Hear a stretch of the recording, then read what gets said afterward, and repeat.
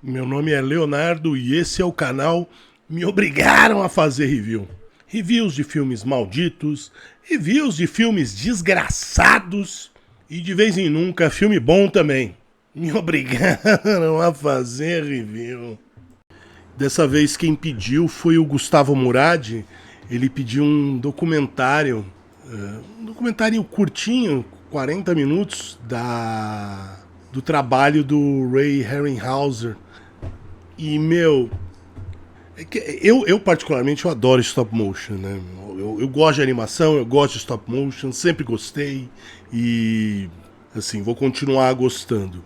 E eu acho que hoje, por conta, não os mais jovens, mas quem viveu as diversas fases dos efeitos especiais, assistiu na infância filmes como Jazão e os Argonautas, Fúria de Titãs, Simba e tudo mais.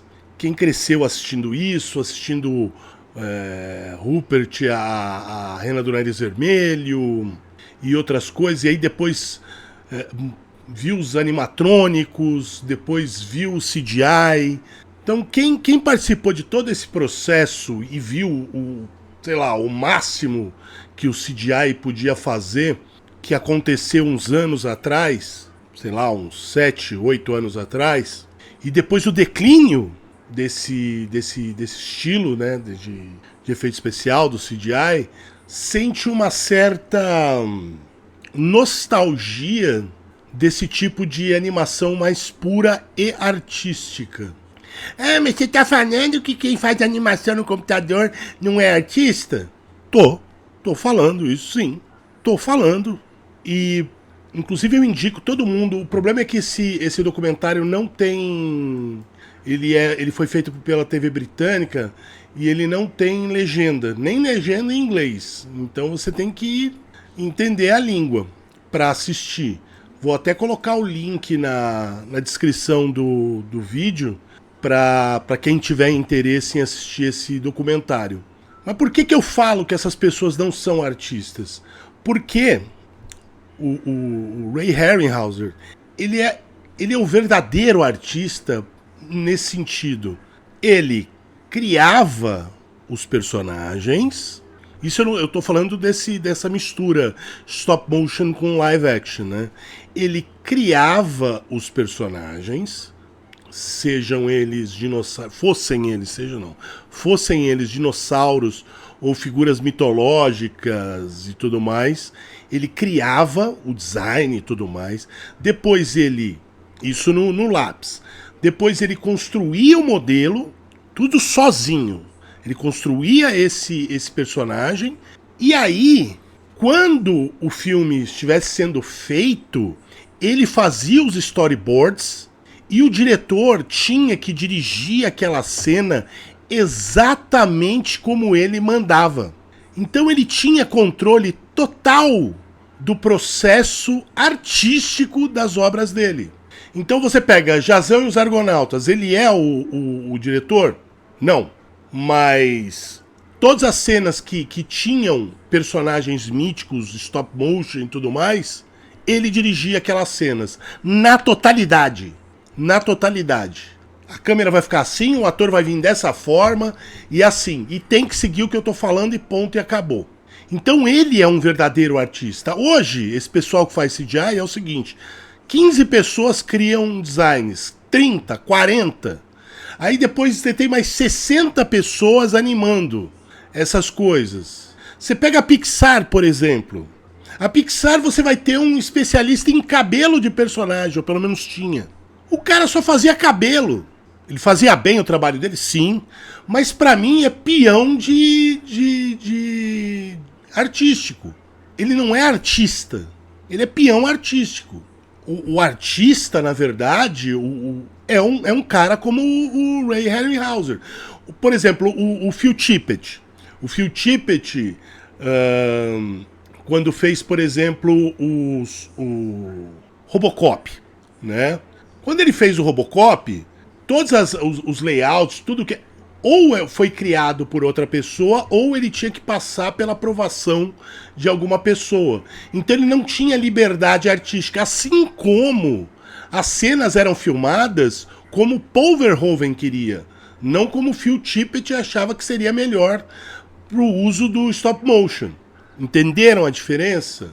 Agora, o Phil Tippett, quando faz as coisas autorais dele, aí é 100% autoral. O stop motion morreu. Morreu porque é extremamente trabalhoso. Você imagina, nos filmes digitais, ainda são mais frames por segundo do que eram antigamente nos filmes de película. Então vamos supor que sejam 45 frames por segundo. O animador, ele tem que tirar 45 fotos simplesmente para criar um frame. Ou melhor, desculpa, para criar 1 segundo de filme. E tem outra coisa. Você quando, no próprio documentário, o próprio Ray Harryhausen fala, você quando está animando, se alguma coisa te distraísse, você não sabia se, por exemplo, pegar uma hidra que tinha, sei lá, 7 cabeças. Essa cabeça aqui tá indo para frente, tá fazendo movimento para frente ou para trás? Essa aqui tá indo para um lado, para esquerda ou para direita? Se perdia. E aí imagina um negócio desse, se perde ao ponto de ter que recomeçar tudo.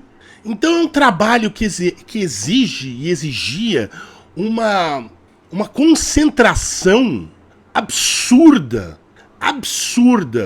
sem falar que também era um trabalho solitário. Imagina você ficar mexendo figuras 1 milímetro por vez. 1 milímetro por vez. Para você gerar o movimento através das fotos. Né? Através da união dessas fotos. Imagina o trabalho árduo. E ele comentando que era meio broxante, porque as pessoas terminavam o filme e ele ficava mais 1 ano para fazer a parte dele. E as pessoas, às vezes, já tinham feito 2, 3 filmes nesse interim, enquanto ele estava fazendo um só. E você imagina não só o nível de concentração que essa pessoa tem que ter, o controle emocional que uma pessoa dessa tem que ter. Você consegue imaginar o controle emocional de uma pessoa que vai ficar movendo peças 1 milímetro por vez, fotografando ininterruptamente, até terminar aquela cena pelo menos, ou tem que fazer anotações, várias anotações para não se perder, e não pode dar vazão para frustração, para nenhum outro tipo de sentimento que vai interferir no trabalho. Um diretor pode ficar frustrado no meio do trabalho dele, um ator pode ficar frustrado no meio do trabalho dele. Dá 10 minutos de pausa aí, dá uma refrescada na cabeça. Se ele fica frustrado, vira as costas e sai andando, aonde eu tava? O que eu tava fazendo aqui? Tava indo para qual lado? Nem atender telefone ele atendia quando ele estava trabalhando. E outra coisa que é impressionante na carreira dele e de vários outros, né? O Steven Spielberg também. Que crianças fora da curva foram. O primeiro filme que ele assistiu, que impressionou ele e que fez ele querer entrar nesse ramo, mesmo não sabendo como eram feitas as coisas, foi King Kong, de 33, 34, lá dos anos 30. E aí ele viu aquele macaco gigante fazendo se movimentando, lutando contra o dinossauro e tal, ficou maravilhado, ele tinha 13 anos de idade. Aí um amigo do pai dele trabalhava num estúdio e contou para ele como eram feitas essas animações. E isso era um segredo guardado a 7 chaves pelos estúdios. Eles não queriam ensinar ou dizer como é que a magia funcionava, sabe? E aí ele animou o primeiro filme dele com essa idade, cara. Ele pegou um abajur daqueles que tem o braço que você movimenta, mas ele fica parado tal, e animou um brontossauro. Ele usou o abajur como o pescoço do brontossauro tal, pá, e animou. Então ele teve que fazer todo o corpo do brontossauro a partir daquele pescoço que ele criou de um abajur, e fez a primeira animação criança o primeiro stop motion criança.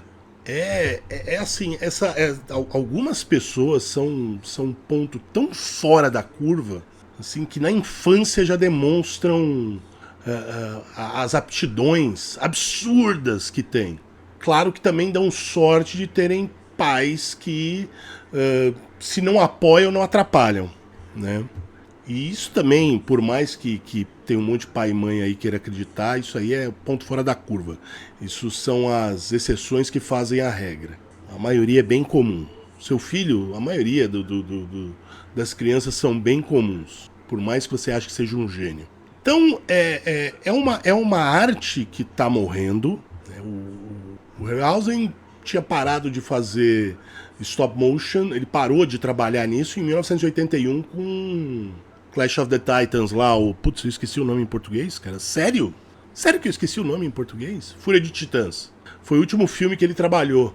Depois disso ele se aposentou, tal, pá, e aí ele fez uma pequena sequência de um esqueleto que tornou ele famoso, né, foi no Jazão ou no Simba? Acho que foi no Jazão. No Jazão, que tem a luta dos 7 esqueletos, tal, pá, né, contra 3 tripulantes. E ele fez uma animação curta de alguns segundos para esse especial da TV que estavam fazendo sobre esse. Legal também que esse especial foi feito durante a vida dele, né? Isso também é importante ressaltar que foi feito durante a vida dele. Foi feito nos anos 90. Então tem entrevista com o Joe Dante, o James Cameron e outras pessoas falando da influência do Harryhausen no trabalho deles e como ele influenciou eles a se tornarem diretores e tudo mais. Tem um cara da ILM e tal.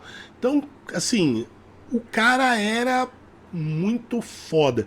E aí, voltando ao que eu tava falando, eu acho que por conta da vagabundice dos CGIs atuais, as pessoas que têm, sei lá, acima de 35, estão olhando com mais carinho para o stop motion desses filmes antigos, desses filmes dos anos 50, 60, 70, olhando com um pouco mais de ternura para esses filmes e vendo o quanto era difícil fazer esses filmes. Hoje não existe mais praticamente stop motion. Você tem a emulação do stop motion através de software. Então, na verdade, é uma animação feita por computador que emula o stop motion. O stop motion de lã e tudo mais. Essa animação em stop motion do Pokémon não foi feita em stop motion. Foi feita num computador.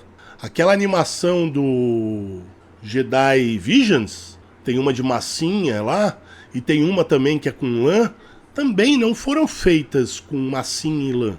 Foram feitas no computador emulando stop motion. O próprio Pingu e o Sean Carneiro não são... O Sean Carneiro, o Pingu acho que parou de fazer novos, mas o Sean Carneiro já não é mais também feito em stop motion. É feito por computador emulando o stop motion. Então é uma profissão praticamente morta, e quem fez... E são pessoas extremamente capazes, competentes e pacientes, né, meu? Porque, pelo amor, bicho, imagina quantas horas para você fazer um simples movimento de dar um tchau. É assim, assustador se você para pensar, né? Mas valeu mesmo pro Gustavo Murad por ter me feito assistir esse documentário. Eu gostei demais. Nem é bem um documentário, é mais uma reportagem, né, do Channel 4 lá. Mas eu gostei demais porque eu gosto disso e quem segue o canal sabe que eu adoro esse tipo de coisa. Então é isso aí. Deixa aí um comentário. Se você quer que eu faça o review, R$30, Pix ou apoio coletivo, me manda um e-mail com o título e até a próxima.